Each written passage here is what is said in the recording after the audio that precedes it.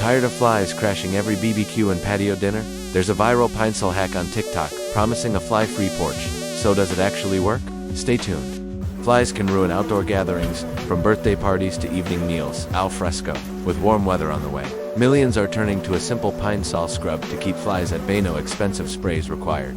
Here's the method. Combine equal parts Pine-Sol and water in a bucket. Dip a long-handled brush and scrub your concrete patio in sections. No rinsing needed, let it dry. Move your furniture back, and voila, a supposedly fly-free surface. If you'd rather not scrub the whole patio, try spot treating instead. Wipe down outdoor tables and chairs with Pine-Sol in a soft cloth. Spray a dilution of 1 part Pine-Sol to 2 parts water on windowsills, door frames, or other trouble spots. What's repelling the flies? Pine-Sol used to contain pine oil, which flies hate, but today, it contains limonene, a citrus-scented compound also found in pine oil.